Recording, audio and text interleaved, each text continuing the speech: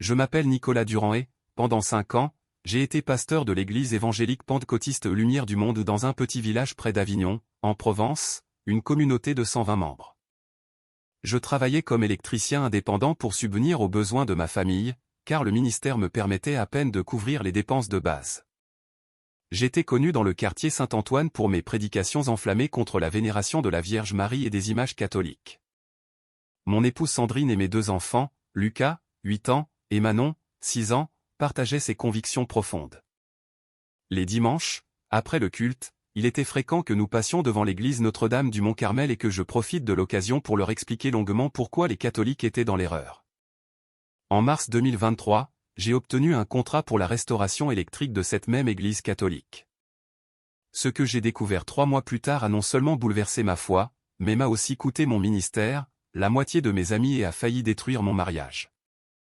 Voici l'histoire de comment je suis passé du statut de pasteur évangélique le plus convaincu du secteur à celui de converti au catholicisme, et pourquoi aujourd'hui, je travaille comme électricien attitré dans cette même église que je considérais autrefois comme un lieu d'idolâtrie.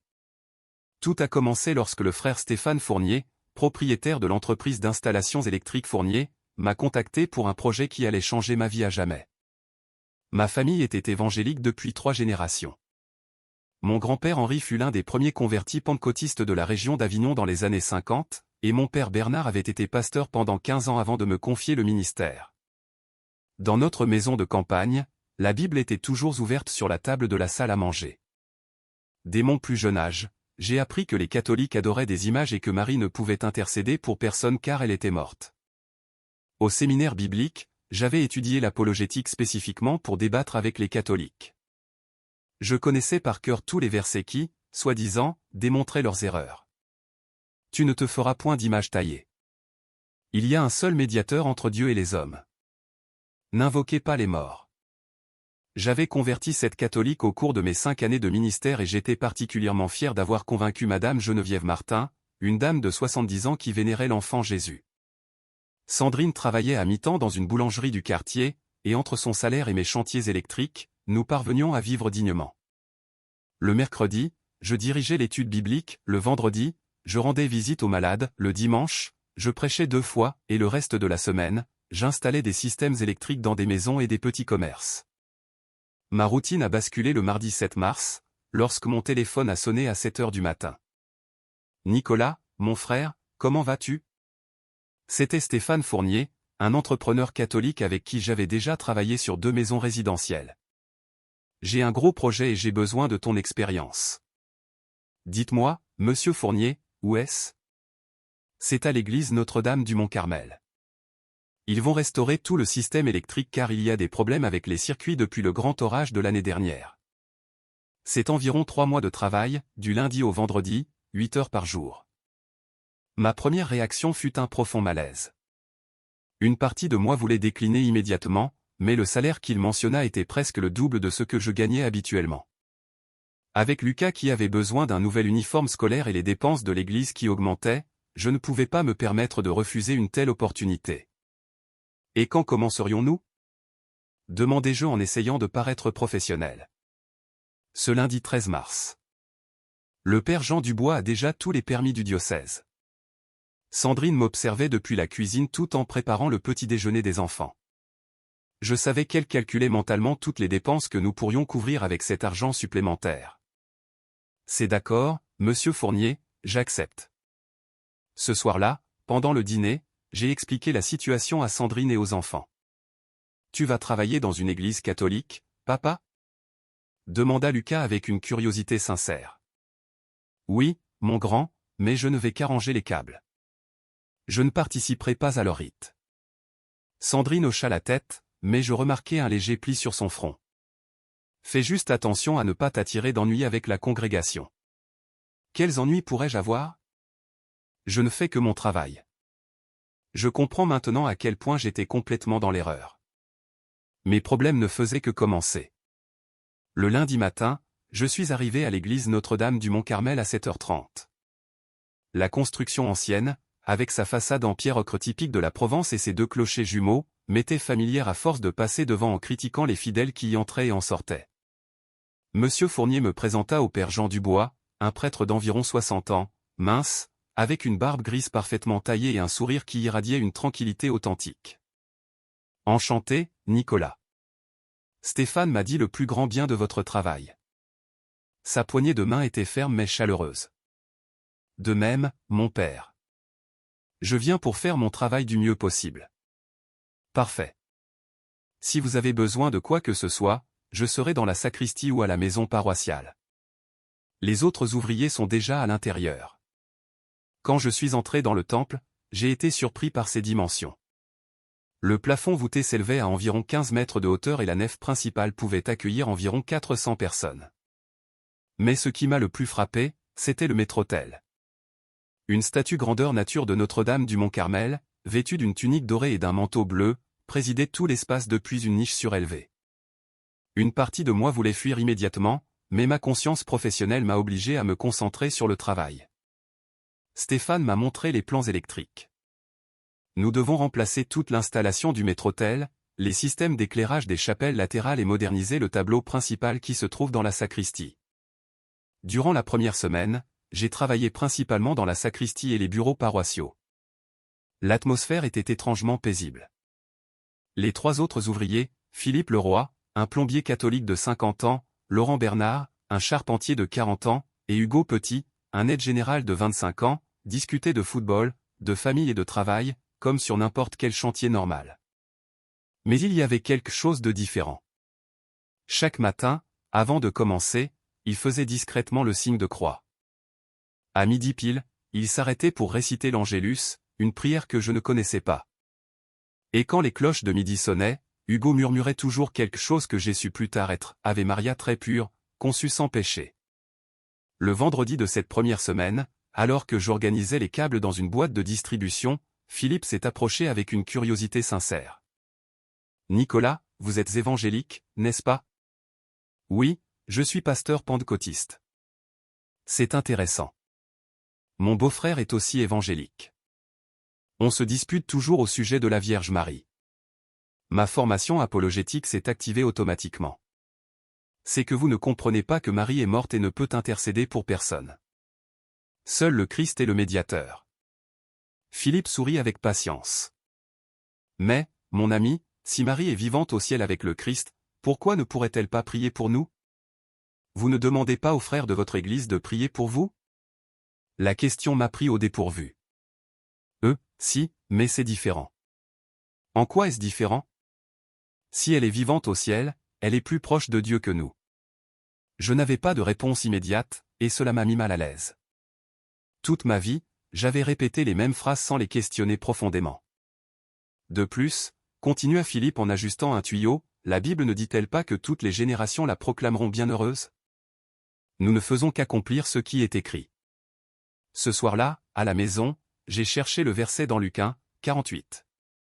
Effectivement, Marie avait prophétisé que toutes les générations la diraient bienheureuse. Mais cela justifiait-il de la prier? Pourquoi fais-tu cette tête? M'a demandé Sandrine en lavant la vaisselle. Les catholiques du chantier m'ont posé des questions sur Marie auxquelles je n'ai pas su répondre. Eh bien, étudie davantage la Bible et la prochaine fois, tu les convaincras, a-t-elle souri. Mais quelque chose me disait que ce ne serait pas si facile. La deuxième semaine, nous avons commencé à travailler sur le maître-autel. Pour accéder aux systèmes électriques, je devais monter sur une échelle jusqu'à la niche où se trouvait la statue de Notre-Dame du Mont-Carmel.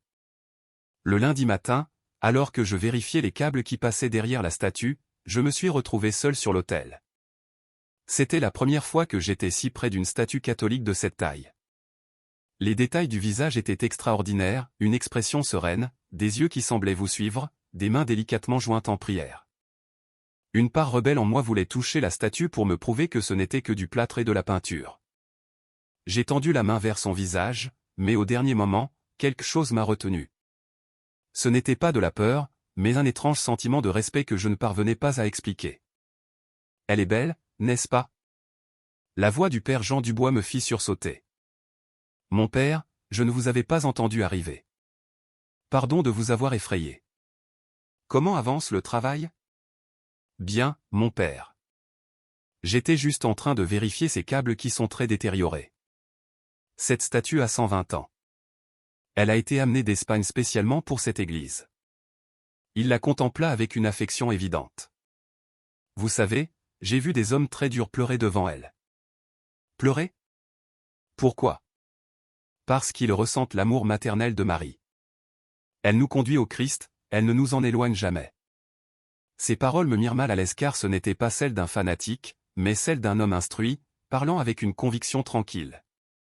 Le mardi, alors que j'installais des lumières LED dans les chapelles latérales, Laurent, le charpentier, m'a raconté quelque chose qui m'a troublé. Nicolas, il y a 2 ans, mon fils de 15 ans a eu un très grave accident de moto. Les médecins du centre hospitalier universitaire, CHU, ont dit qu'il resterait paralysé à vie. C'est terrible.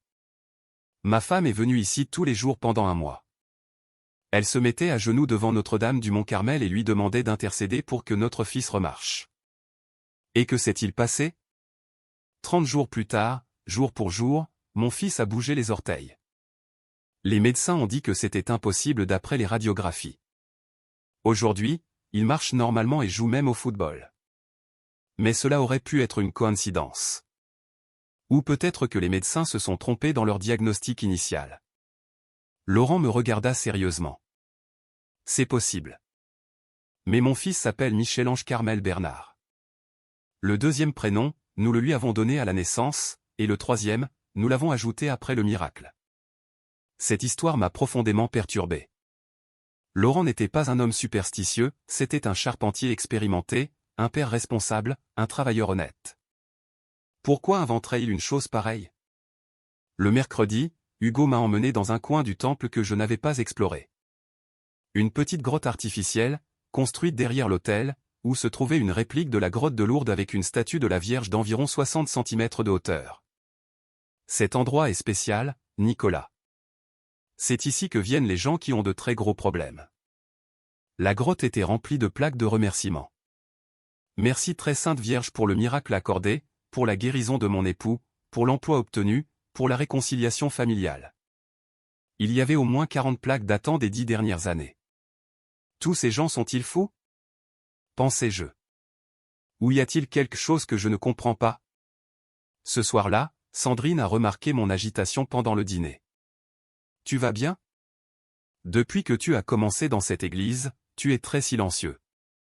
C'est que les catholiques du chantier m'ont raconté des choses que je n'arrive pas à expliquer. Quel genre de choses? Des miracles, des guérisons, des réponses spécifiques à des prières. Lucas intervint avec l'innocence de ses 8 ans, « Papa, et si Dieu écoutait aussi les catholiques ?» Sandrine le gronda doucement.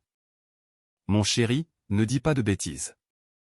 Ton père t'a déjà expliqué pourquoi les catholiques ont tort. » Mais la question de mon fils est restée gravée dans mon esprit toute la nuit. Et si Dieu écoutait aussi les catholiques? Le jeudi de la 3e semaine, un événement s'est produit qui a tout changé. Je travaillais seul sur le maître-autel, installant un nouveau système d'éclairage, quand un orage électrique imprévu a éclaté. Les coups de tonnerre retentissaient avec une telle force que les vitraux vibraient. Soudain, un éclair est tombé près de l'église et toute l'électricité du secteur a été coupée. Je me suis retrouvé dans l'obscurité la plus totale sur l'autel, à 3 mètres de hauteur sur l'échelle. La seule lueur provenait des éclairs qui illuminaient par intermittence l'intérieur du temple. Dans un de ces éclairs, alors que je descendais prudemment l'échelle, j'ai vu quelque chose qui m'a glacé le sang. La statue de Notre-Dame du Mont-Carmel semblait pleurer. Impossible, murmurai-je. C'est un effet d'optique de la lumière et des ombres. Mais quand je suis arrivé au sol et que j'ai sorti la lampe de poche de mon téléphone, les joues de la statue étaient humides. Des gouttes d'eau transparente avaient coulé sur le manteau bleu. Ma formation évangélique me disait qu'il devait y avoir une explication rationnelle, condensation due au changement de température, humidité ambiante, infiltration du toit. Mais j'avais travaillé là toute la matinée et il n'avait pas plu jusqu'à ce moment. Mes mains tremblaient en tenant le téléphone. Une étrange oppression dans ma poitrine m'empêchait de respirer normalement. Que se passait-il? Nicolas. La voix était douce, maternelle, et ne venait de nulle part en particulier. J'ai tourné la tête dans toutes les directions, mais j'étais complètement seul dans le temple. Nicolas, mon fils. Cette fois, la voix était sans équivoque. Quelqu'un m'avait appelé par mon nom, et cette voix avait une tendresse que je n'avais jamais connue, même pas de ma propre mère. Mes genoux ont fléchi et je suis tombé à terre devant l'autel. Mon cœur battait si fort que j'ai cru que j'allais avoir une crise cardiaque. Tout mon corps tremblait de façon incontrôlable. Ce n'est pas possible, répétais-je à voix basse. Les statues ne parlent pas. C'est une hallucination due au stress. Mais alors que je restais agenouillé, incapable de me relever, une paix inexplicable a commencé à m'envahir. C'était comme si quelqu'un m'avait serré dans ses bras sans me toucher, comme si une mère consolait son enfant après un cauchemar. Je suis resté là, agenouillé et tremblant, pendant ce qui m'a semblé des heures, mais qui n'a probablement duré que quelques minutes. Quand j'ai réussi à reprendre contenance et à me relever, les joues de la statue étaient déjà sèches. Cela ne s'est pas produit, me suis-je dit. Je ne le dirai à personne, ils vont penser que je suis fou. Mais je savais que quelque chose avait changé en moi, de manière irréversible. Cette nuit-là, je n'ai pas pu dormir. Sandrine s'est réveillée plusieurs fois parce que je bougeais constamment dans le lit. Qu'est-ce qui t'arrive? Tu as fait des cauchemars? Non, je suis juste nerveux à cause du travail. Tu as l'air très pâle. Je ne pouvais pas lui raconter ce qui s'était passé, car je ne le comprenais pas moi-même. Comment expliquer à votre femme évangélique que vous avez entendu la voix de la Vierge Marie? Le vendredi, je suis arrivé tôt à l'église, décidé à trouver une explication rationnelle à l'événement de la veille. J'ai inspecté minutieusement toute la zone de l'hôtel, cherchant des infiltrations d'eau, des systèmes de ventilation qui auraient pu créer des effets acoustiques, n'importe quoi qui pourrait expliquer les larmes et la voix. Je n'ai rien trouvé. Philippe a remarqué mon agitation. « Nicolas, ça va? Vous avez l'air préoccupé. » « Philippe, avez-vous déjà vu cette statue pleurer? Celle de Notre-Dame du Mont-Carmel? » « Oui, plusieurs fois. Toujours à des moments spéciaux ou quand quelque chose d'important va se produire. » « C'est normal. » « Pour nous, oui. La Vierge est notre mère, et les mères pleurent pour leurs enfants. » Sa réponse naturelle m'a encore plus déconcerté. Pour lui, il était tout à fait normal qu'une statue pleure. « Et avez-vous entendu des voix? » Philippe me regarda avec plus d'attention. « Pourquoi me demandez-vous ça? Il vous est arrivé quelque chose hier? » Je n'ai pas su quoi répondre. Une partie de moi voulait tout lui raconter, mais une autre me disait de garder le silence. Simple curiosité professionnelle. « Écoutez, Nicolas, je sais que vous êtes évangélique et je respecte beaucoup cela. Mais si la Vierge vous a parlé, n'ayez pas peur. Elle nous aime tous, catholiques et protestants. Elle veut seulement nous conduire à son Fils. » Ces paroles m'ont à la fois tranquillisé et perturbé. Comment savait-il ce qui m'était arrivé? Le dimanche, pendant le culte dans mon église, j'ai essayé de prêcher mon sermon préparé sur les dangers de l'idolâtrie, mais les mots restaient coincés dans ma gorge.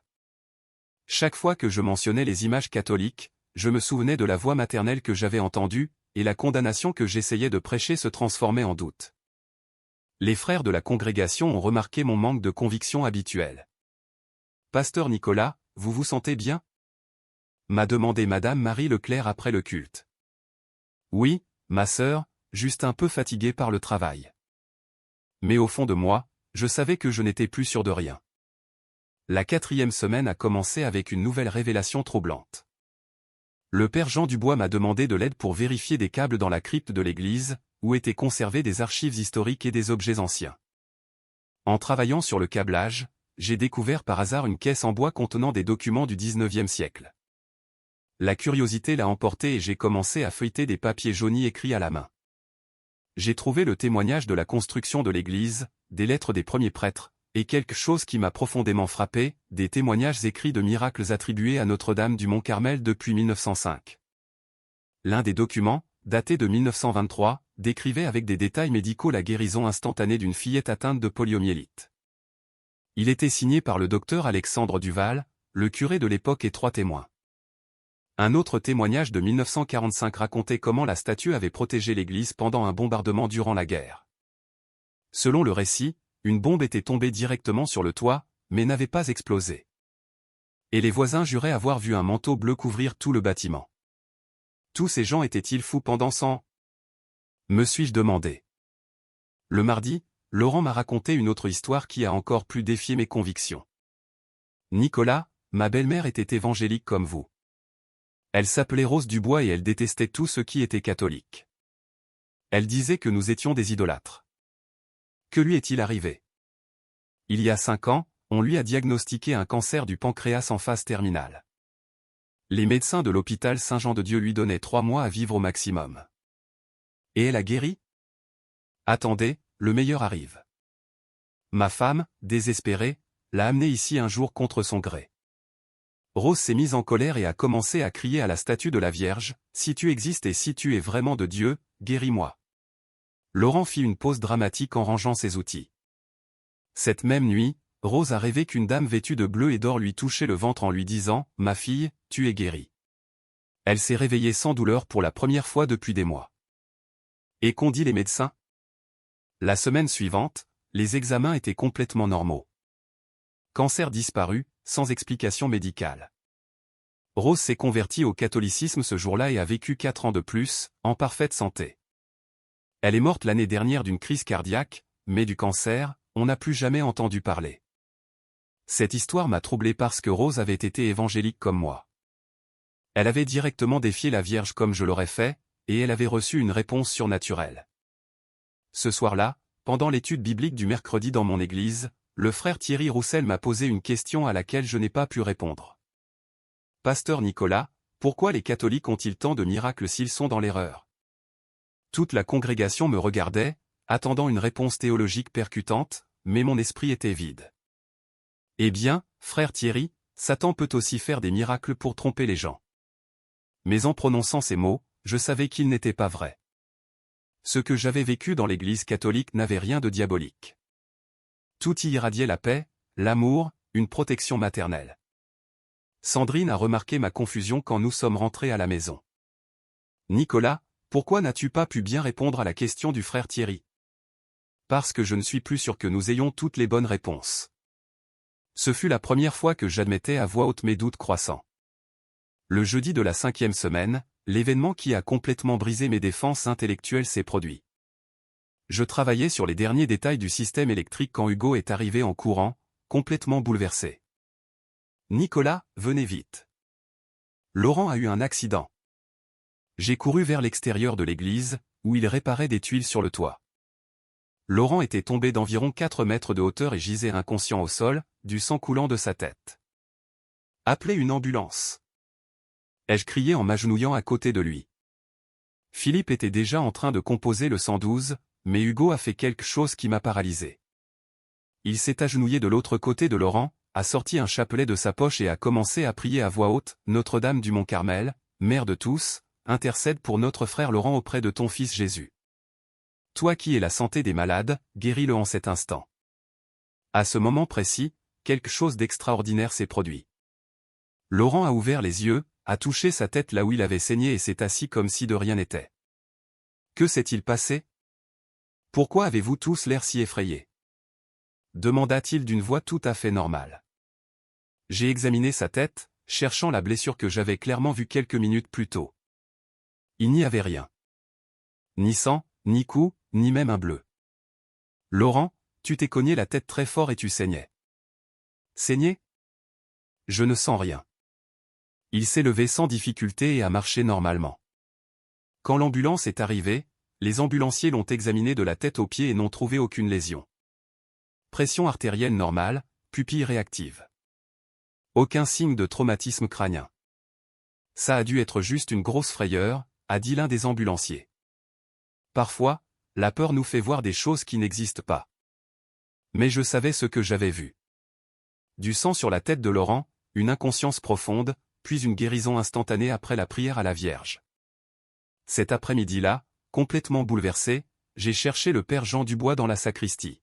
« Mon père, j'ai besoin de vous parler de quelque chose qui m'arrive. » « Bien sûr, Nicolas, asseyez-vous, je vous en prie. » Je lui ai tout raconté, la voix que j'avais entendue, les larmes de la statue, les histoires de miracles et ce que je venais de voir avec Laurent.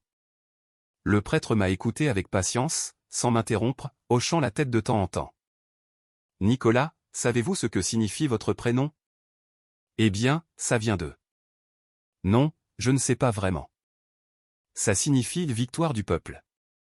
Et je crois que Dieu est en train de vous libérer de vos préjugés pour que vous puissiez connaître toute la vérité.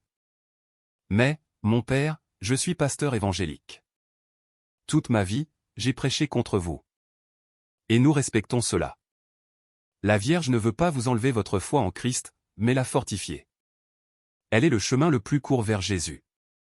Mais comment puis-je expliquer cela à ma famille, à ma congrégation? Vous n'avez rien à expliquer pour l'instant. Demandez seulement à Dieu la sagesse dans la prière. Si ces événements viennent de lui, tout s'éclaircira en son temps. Ces paroles m'ont rassuré, mais je savais que j'étais à un point de non-retour. Pendant les 2 semaines suivantes, j'ai commencé à lire sur le catholicisme avec voracité. Le père Jean Dubois m'a prêté des livres d'apologétique catholique, des documents du Concile Vatican II et des témoignages d'autres pasteurs protestants convertis. J'ai découvert que beaucoup de mes objections contre le catholicisme étaient basées sur des malentendus. Les catholiques n'adorent pas Marie, ils lui demandent son intercession. Ils n'adorent pas les images, ils les vénèrent comme des rappels des saints. Le pape n'est pas infaillible en tout, mais seulement lorsqu'il parle ex cathedra sur la foi et la morale. Mais la découverte la plus choquante a été de lire sur l'histoire de l'Église primitive.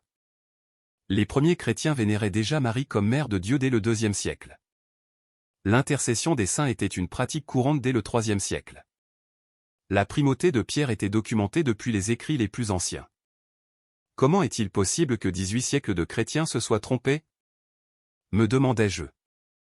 Un soir, alors que j'étudiais ces sujets, Sandrine s'est assise à côté de moi dans le salon. Nicolas, je te vois très différent depuis que tu as commencé ce travail. Que se passe-t-il?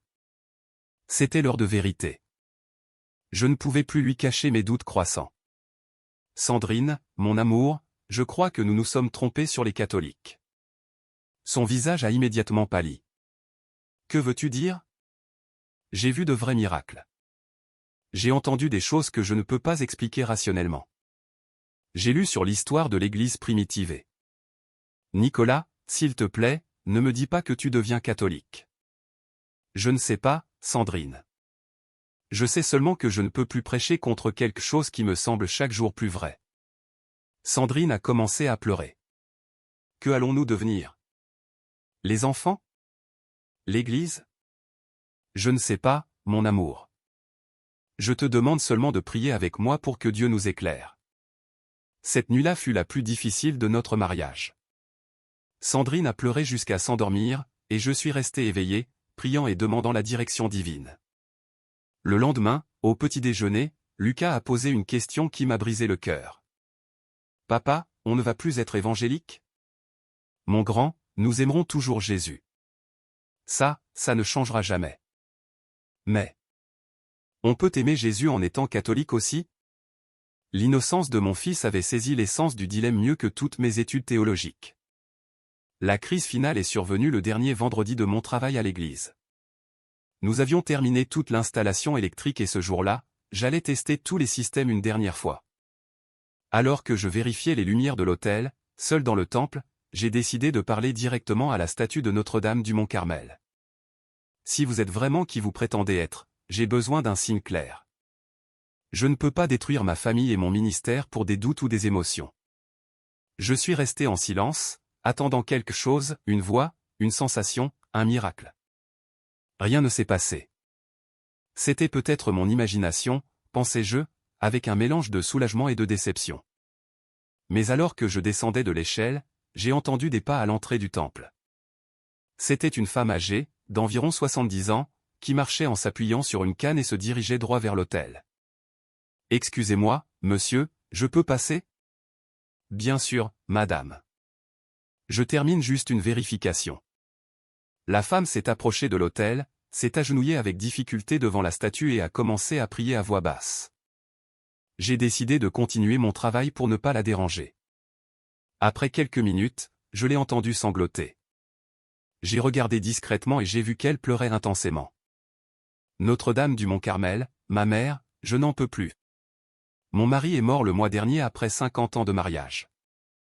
Mes enfants vivent loin et ne m'appellent presque jamais. Je me sens si seul qu'il y a des jours où je n'ai plus envie de vivre. Ces paroles m'ont profondément ému. Sans réfléchir, je suis descendu de l'échelle et me suis approché d'elle. « Madame, ça va ? Elle a levé son regard vers moi, les yeux gonflés de larmes. Oh, jeune homme, pardonnez-moi de vous déranger. C'est que je viens ici quand je n'ai personne d'autre à qui parler. Vous ne me dérangez pas du tout. Comment vous appelez-vous? Geneviève Martin. Je viens dans cette église depuis 40 ans. Le nom m'a frappé. Geneviève était le nom de la dame catholique que j'avais convertie au protestantisme 5 ans auparavant. Madame Geneviève, vous vous souvenez de moi? Je suis Nicolas Durand, le pasteur qui. Oh, pasteur Nicolas. Quelle joie de vous voir. Que faites-vous ici? Je travaille sur l'électricité. Mais, Madame Geneviève, que s'est-il passé? Vous n'étiez pas dans notre église. Madame Geneviève baissa les yeux avec tristesse. Si, pasteur. J'ai passé 3 ans avec vous après que vous m'ayez convaincu. Mais quand mon Gonzalo est mort, j'avais besoin de quelque chose de plus. De plus? Que voulez-vous dire? Pasteur, avec tout le respect que je vous dois, quand mon mari agonisait à l'hôpital, les frères de l'église me disaient que je devais avoir la foi et que Dieu avait un plan. Mais j'avais besoin de sentir que quelqu'un comprenait ma douleur de mère et d'épouse. Ces mots m'ont frappé comme un coup de poing à l'estomac. Quand je suis revenu ici, au pied de Notre-Dame du Mont-Carmel, j'ai senti que quelqu'un qui avait perdu son fils sur la croix pouvait comprendre ma douleur. Elle sait ce que c'est que de voir mourir celui qu'on aime le plus. Mes yeux se sont remplis de larmes. Pendant 5 ans, j'avais été fier d'avoir sauvé Madame Geneviève du catholicisme, mais au moment de son plus grand besoin, elle avait trouvé du réconfort dans ce que je lui avais appris à rejeter. Madame Geneviève, je ne savais pas que vous traversiez cela. Ne vous inquiétez pas, pasteur. Vous m'avez appris à aimer Jésus davantage, et je vous en remercie. Mais la Vierge m'a appris que l'amour d'une mère ne finit jamais, même après la mort. À ce moment-là, quelque chose s'est brisé en moi de manière irréversible. Toute mon arrogance pastorale, toute ma supériorité théologique, toute ma condamnation du catholicisme se sont effondrées comme un château de cartes. Je me suis agenouillé à côté de Madame Geneviève, devant la statue de Notre-Dame du Mont-Carmel. Pardonnez-moi, ai-je murmuré, sans savoir si je parlais à Madame Geneviève, à la Vierge ou à Dieu lui-même. Pardon? Pourquoi, pasteur? De vous avoir éloigné de ce qui vous consolait vraiment. De croire que j'avais toutes les réponses. De juger sans comprendre. Madame Geneviève posa sa main ridée sur mon épaule. Pasteur, Dieu vous a amené ici pour une raison. Peut-être veut-il vous enseigner quelque chose de nouveau. Nous sommes restés agenouillés en silence pendant plusieurs minutes. Pour la première fois de ma vie, je n'avais pas de mots, pas de sermon, pas d'explication théologique. Seulement un cœur brisé et un esprit ouvert. Quand nous nous sommes finalement relevés, Madame Geneviève m'a dit quelque chose que je n'oublierai jamais, pasteur, la Vierge n'est pas en compétition avec Jésus. Elle nous apprend seulement à l'aimer comme elle l'a aimé, avec un cœur de mère. Ce soir-là, je suis rentré à la maison complètement transformé. Sandrine préparait le dîner pendant que les enfants faisaient leurs devoirs sur la table de la salle à manger. « Comment s'est passée ta dernière journée ?» demanda-t-elle sans lever les yeux de la cuisinière. « Sandrine, nous devons parler. » Le ton de ma voix l'a immédiatement alertée. Elle a posé la cuillère et s'est retournée vers moi. J'ai terminé le travail à l'église catholique, mais je n'ai pas terminé mon processus de recherche. Nicolas, s'il te plaît. Écoute-moi. Pendant ces 2 mois, j'ai vu, entendu et vécu des choses que je ne peux pas nier. J'ai étudié l'histoire de l'Église primitive et j'ai découvert que beaucoup de nos objections au catholicisme sont basées sur des malentendus. Sandrine s'assit lourdement sur une chaise. Qu'est-ce que tu essaies de me dire? Je crois que l'Église catholique possède des éléments de vérité que nous avons rejetés par préjugés. Et qu'adviendra-t-il de notre Église, de ton ministère? Je ne sais pas, mon amour. Je sais seulement que je ne peux pas continuer à prêcher avec la même conviction qu'avant. Lucas leva la tête de ses cahiers. Papa, ça veut dire qu'on va aller à l'église où tu as travaillé. Je ne sais pas, mon grand. Nous prions encore à ce sujet. Manon, avec ses 6 ans, posa la question la plus innocente et la plus profonde. Papa, est-ce que Jésus est dans les 2 églises? Oui, mon amour. Jésus est partout où les gens l'aiment vraiment. Cette nuit-là, après avoir couché les enfants, Sandrine et moi avons eu la conversation la plus sincère de notre mariage. Nicolas, j'ai peur. Toute notre vie est construite autour du fait d'être évangélique. Je sais, mon amour. Moi aussi, j'ai peur. Mais j'ai plus peur de vivre dans un mensonge que d'affronter une vérité inconfortable. Et si nous perdons tous nos amis? Et si la congrégation nous rejette? Alors nous découvrirons qui sont nos vrais amis. Et quant à la congrégation, ils ont aussi droit à la vérité. Sandrine a pleuré pendant 1 heure dans mes bras. J'ai pleuré avec elle, sachant que nous étions sur le point de changer notre vie pour toujours. Que as-tu besoin de moi? M'a-t-elle finalement demandé. Juste que tu me fasses confiance un peu plus. Donne-moi 6 mois pour étudier sérieusement le catholicisme. Si à la fin de cette période, je ne suis pas convaincu, nous reviendrons à notre vie normale. Et si à la fin de cette période, tu es convaincu? Alors nous devrons prendre des décisions très difficiles, ensemble. Sandrine a hoché la tête, les larmes aux yeux. D'accord. 6 mois. Mais promets-moi de ne prendre aucune décision radicale sans me consulter. Je te le promets. Les 6 mois suivants furent les plus intenses de ma vie. Chaque mardi et jeudi après-midi, après le travail, je rencontrais le père Jean Dubois pour étudier la doctrine catholique. Nous avons lu ensemble le catéchisme, des documents du Concile Vatican II, les écrits des pères de l'Église et des témoignages de conversion d'autres pasteurs protestants. J'ai découvert que Marc Duval, un pasteur presbytérien, s'était converti au catholicisme après avoir étudié les Écritures en profondeur.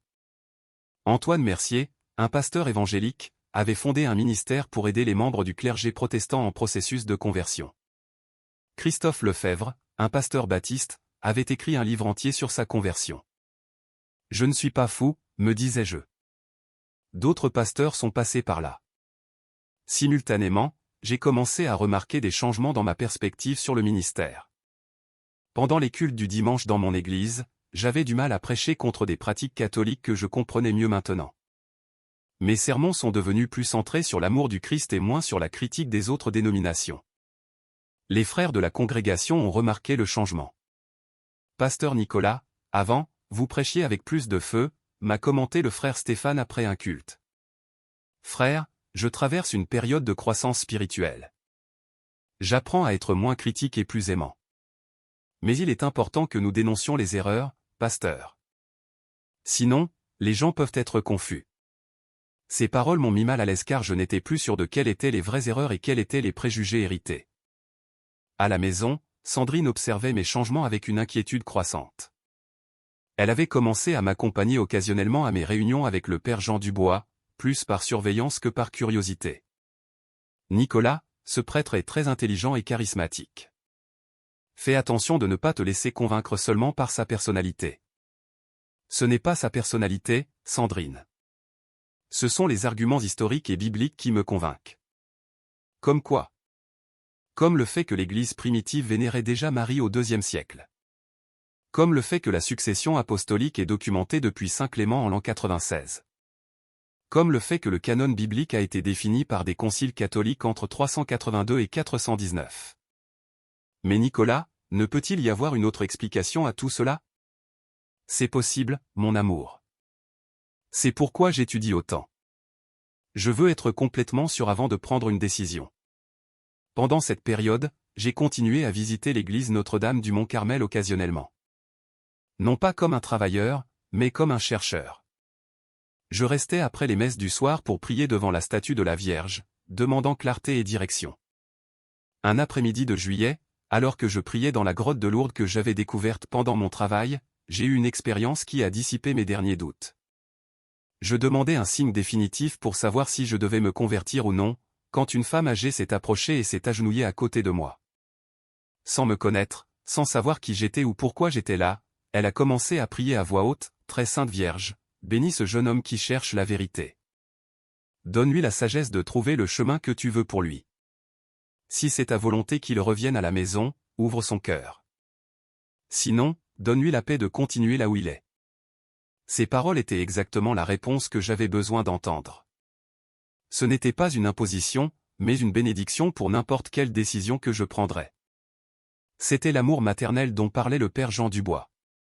Quand la vieille dame a fini de prier et est partie, je suis resté agenouillé, pleurant, pendant une demi-heure.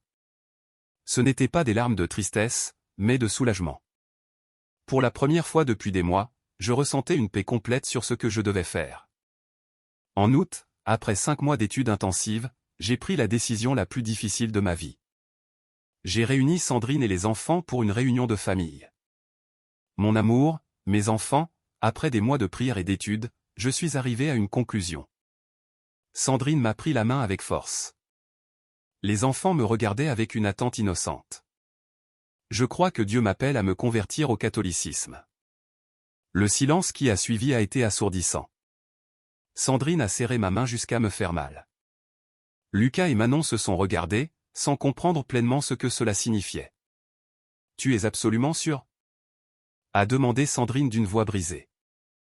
Je n'ai jamais été plus sûr de quoi que ce soit de ma vie. Et qu'adviendra-t-il de nous? De l'Église? Je ne peux pas prendre cette décision seule. J'ai besoin que vous cherchiez aussi Dieu et décidiez si vous voulez m'accompagner sur ce chemin. Lucas est intervenu, on peut aller visiter l'Église catholique avant de décider? Sa question m'a surpris par sa maturité. Bien sûr, mon fils. Et si nous décidons que nous ne voulons pas être catholiques? A demandé Sandrine. Alors je respecterai votre décision et je chercherai un moyen de garder notre famille unie. Cette nuit-là, Sandrine a beaucoup pleuré, mais pour la première fois, ce n'étaient pas des larmes de désespoir, mais de traitement. Elle commençait à accepter que nos vies étaient sur le point de changer pour toujours. Les 2 dimanches suivants, j'ai emmené toute ma famille à la messe à l'église Notre-Dame du Mont-Carmel. Les enfants ont été fascinés par la cérémonie, les chants, les vitraux. Sandrine est restée observatrice mais silencieuse. Après la 2e messe, le père Jean Dubois nous a invités à déjeuner à la maison paroissiale. Pendant la conversation, Manon lui a posé une question qui nous a tous émus. « Mon père, dans l'Église catholique, on peut aussi aimer Jésus très fort ?» Bien sûr, ma petite. En fait, tout ce que nous faisons ici, c'est pour aimer Jésus davantage. Et la dame en bleu, elle aime aussi Jésus? Oui, ma chérie. Elle l'aime tellement qu'elle nous apprend à tous comment mieux l'aimer. Sur le chemin du retour, Sandrine m'a surpris avec une confession. Nicolas, je ne comprends pas tout ce qui se passe, mais je vois une paix en toi que tu n'avais pas eue depuis des années. Vraiment? Oui. Avant, tu étais toujours stressé, tu prêchais avec colère, tu critiquais les autres. Maintenant, tu es plus calme, plus aimant. Et qu'est-ce que cela signifie pour toi? Cela signifie que peut-être Dieu te guide vraiment sur ce chemin. En septembre, j'ai pris la décision la plus difficile de ma vie ministérielle. J'ai convoqué toute la congrégation de l'Église évangélique pentecôtiste Lumière du Monde pour une réunion spéciale. Le temple était plein. 120 frères et sœurs qui avaient fait confiance à mon leadership pendant 5 ans me regardaient avec attente. Certains se doutaient de ce qui allait se passer car mes derniers sermons avaient été différents. Mes chers frères et sœurs, commençai-je, la voix brisée, pendant 5 ans, j'ai eu le privilège d'être votre pasteur. Vous m'avez honoré de votre confiance et de votre amour. Un murmure d'inquiétude parcourut le temple. Mais ces derniers mois, Dieu m'a conduit sur un chemin de recherche qui a transformé ma compréhension de la foi chrétienne. Madame Marie Leclerc, l'une des fondatrices de l'Église, se leva. Pasteur Nicolas, qu'essayez-vous de nous dire? Ma sœur, après des mois de prière, d'études et de recherches sincères, je suis arrivé à la conviction que je dois me convertir à l'Église catholique. Le silence fut total. Pendant 5 secondes éternelles. Puis le chaos a explosé. Ce n'est pas possible, a crié le frère Thierry Roussel. Les catholiques sont des idolâtres, s'est exclamée une autre sœur. Pasteur, reconsidérez, a supplié le frère Stéphane. J'ai levé les mains pour demander le silence. S'il vous plaît, laissez-moi vous expliquer. Pendant l'heure qui a suivi, j'ai expliqué mon processus de conversion, les miracles dont j'avais été témoin, l'étude de l'histoire de l'Église primitive, la découverte de malentendus doctrinaux, l'expérience avec Madame Geneviève. Mes frères, je ne trahis pas le Christ. Au contraire, je crois que je le suis plus complètement. Les réactions furent variées et douloureuses. Certains m'ont serré dans leurs bras en larmes et m'ont souhaité le meilleur. D'autres m'ont accusé d'être possédé par des démons. Quelques-uns se sont montrés curieux d'en savoir plus sur mes raisons. Madame Marie Leclerc fut la plus dure. Pasteur Nicolas, vous nous abandonnez pour 30 deniers. Ma sœur, mon salaire d'électricien est inférieur à ce que je recevais ici. Il n'y a aucun gain financier dans cette décision. Alors vous êtes trompé par Satan. Ces paroles m'ont profondément blessé, mais je les ai comprises. 5 ans plus tôt, j'aurais réagi de la même manière. À la fin de la réunion, environ 80 frères et sœurs ont décidé de chercher un autre pasteur et de continuer l'Église. Une vingtaine ont décidé de m'accompagner dans le processus d'exploration catholique. Les 20 autres sont simplement partis sans prendre position.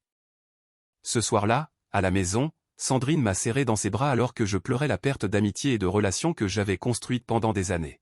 « Le regrettes-tu » m'a-t-elle demandé. La douleur, oui. La décision, non. Alors, nous allons avancer, ensemble.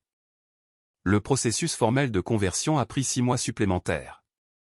Le père Jean Dubois m'a inscrit au cours du catéchuménat, RICA, avec Sandrine et les enfants, qui avaient finalement décidé de m'accompagner sur ce chemin. Pendant cette période, j'ai étudié en profondeur les 7 sacrements, la vie des saints, la doctrine sociale de l'Église et la spiritualité mariale. Chaque cours confirmait davantage ma décision. L'aspect le plus difficile fut la perte économique. En renonçant au ministère pastoral, j'ai perdu mon salaire fixe et je me suis retrouvé avec mes seuls revenus d'électricien. Certains clients évangéliques ont cessé de m'embaucher quand ils ont appris ma conversion. Nous avons dû vendre notre Renault 4 et déménager dans une maison de campagne plus petite. Mais j'ai aussi découvert des bénédictions inattendues. La communauté catholique de l'église Notre-Dame du Mont-Carmel nous a accueillis avec un amour sincère. Philippe Leroy m'a trouvé du travail électrique auprès de familles catholiques. Le père Jean Dubois m'a offert un emploi à mi-temps pour l'entretien général de l'église. Les enfants se sont adaptés de manière surprenante. Lucas a commencé à servir comme enfant de chœur et Manon a rejoint la chorale d'enfants. Sandrine, bien qu'initialement réticente, a développé une dévotion particulière à Notre-Dame du Mont-Carmel après une expérience personnelle qu'elle ne m'a jamais entièrement racontée. La veille de notre réception dans l'église catholique, Sandrine m'a fait une confession qui m'a ému aux larmes. « Nicolas, au début, je pensais que tu étais fou. Mais ces derniers mois, j'ai vu des changements en toi que je ne peux pas nier. Tu es plus patient avec les enfants, plus aimant avec moi, plus humble avec les autres. Si c'est ce que le catholicisme produit, alors je veux en faire partie. » Le 8 décembre 2023, jour de la fête de l'Immaculée Conception, toute ma famille a été officiellement accueillie dans l'église catholique lors d'une cérémonie présidée par Monseigneur Gustave Dubois, l'évêque auxiliaire. Sandrine et moi avons fait notre profession de foi catholique. Les enfants ont reçu leur première communion. J'ai été confirmé et j'ai reçu le nom de Nicolas Marie en l'honneur de la Vierge qui m'avait guidé tout au long du processus. Environ 200 personnes étaient présentes, des catholiques de la paroisse, quelques évangéliques curieux, des membres de la famille et les 20 frères de mon ancienne congrégation qui avaient décidé d'explorer le catholicisme. Madame Geneviève Martin, l'aînée qui avait été le catalyseur de ma conversion, m'a serré dans ses bras après la cérémonie, les larmes aux yeux. Pasteur Nicolas. Pardon, frère Nicolas. La Vierge savait ce qu'elle faisait en vous amenant ici. Madame Geneviève, vous avez été l'instrument de Dieu pour m'ouvrir les yeux. Non, mon fils. Vous aviez le cœur ouvert. La Vierge vous a seulement aidé à voir ce qui était déjà là. Ce soir-là, à la maison, nous avons fait un dîner spécial pour célébrer notre nouvelle naissance en tant que catholique. Lucas a béni le repas avec une prière qu'il avait apprise au catéchisme. Manon a chanté un chant marial qu'on lui avait appris à la chorale. Sandrine et moi nous sommes tenus la main, remerciant Dieu de nous avoir guidés sur un chemin que nous n'avions jamais imaginé parcourir. Aujourd'hui, en octobre 2024, près de 2 ans après ma conversion, je travaille comme électricien attitré à l'église Notre-Dame du Mont-Carmel et je coordonne l'entretien de 3 autres paroisses. Mon salaire est inférieur à celui que j'avais en tant que pasteur, mais ma paix intérieure est infiniment plus grande. Sandrine étudie la théologie pastorale à l'Institut catholique de Paris et prévoit de travailler dans le ministère familial catholique. Lucas, qui a maintenant 10 ans, discerne si Dieu l'appelle à la prêtrise. Manon, à 8 ans, dit qu'elle veut être religieuse missionnaire. Certains de mes anciens frères évangéliques me considèrent toujours comme un traître. D'autres sont venus me voir pour mieux comprendre ma décision. 3 autres familles de mon ancienne congrégation se sont converties au catholicisme après avoir étudié les mêmes sujets que moi. Je maintiens un contact cordial avec les pasteurs évangéliques du secteur. Je ne les critique pas et n'essaie pas de les convertir. Je vis simplement ma foi catholique avec joie et je réponds aux questions quand on me les pose. Le mois dernier, le frère Thierry Roussel, qui avait été l'un de mes critiques les plus virulents, est venu me voir après que sa femme a été guérie d'un cancer pendant une neuvaine à Notre-Dame du Mont-Carmel. Nicolas, je ne comprends pas ce qui s'est passé, mais ma femme est complètement guérie après que les catholiques du quartier ont prié pour elle. Thierry, Dieu écoute les prières de tous ses enfants sincères. Crois-tu que je pourrais parler à ton père Jean Dubois? Bien sûr, il sera ravi de discuter avec toi. Des expériences comme celle-ci me confirment que ma conversion n'était pas seulement pour mon bénéfice personnel, mais faisait partie d'un plan plus vaste de Dieu pour construire des ponts entre chrétiens divisés. Chaque matin, avant de commencer mon travail, je passe quelques minutes en prière devant la statue de Notre-Dame du Mont-Carmel qui a changé ma vie. Je ne l'adore pas. J'adore Dieu seul. Mais je lui demande son intercession comme je le demanderais à n'importe quelle mère d'intercéder pour moi auprès de son fils. Et chaque fois que je vois ses yeux maternels me regarder avec amour, je me souviens de cette voix que j'ai entendue dans la tempête, Nicolas, mon fils. C'était la voix d'une mère appelant son fils perdu à rentrer à la maison. Aujourd'hui, je sais que je suis à la maison. Non pas parce que le catholicisme est parfait, il ne l'est pas, comme aucune institution humaine n'est parfaite, mais parce que j'y ai trouvé la plénitude de la foi chrétienne que je cherchais sans le savoir depuis des années. Mon message à mes frères évangéliques n'est pas un message de condamnation, mais d'invitation. Cherchez avec un cœur ouvert. Étudiez. Discutez avec des catholiques vraiment formés. Priez pour la direction divine. Et mon message à mes frères catholiques est un message de responsabilité. Vivons notre foi de manière à ce que les autres puissent voir le Christ en nous. Soyons des témoins vivants de l'amour maternel de Marie qui nous conduit toujours à son Fils. Car à la fin, nous sommes tous enfants du même Père, frères du même Christ, temple du même Esprit Saint, et nous avons la même Mère Céleste qui nous aime tous également et nous veut unis dans la vérité et l'amour. Notre-Dame du Mont-Carmel m'a appris que le chemin vers le Christ n'est pas un sentier solitaire, mais un pèlerinage familial où personne ne marche seul. Et c'est pourquoi, chaque jour, je la remercie d'avoir entendu sa voix maternelle m'appeler par mon nom dans cette tempête qui a changé ma vie pour toujours. Ave Maria très pure, conçue sans péché.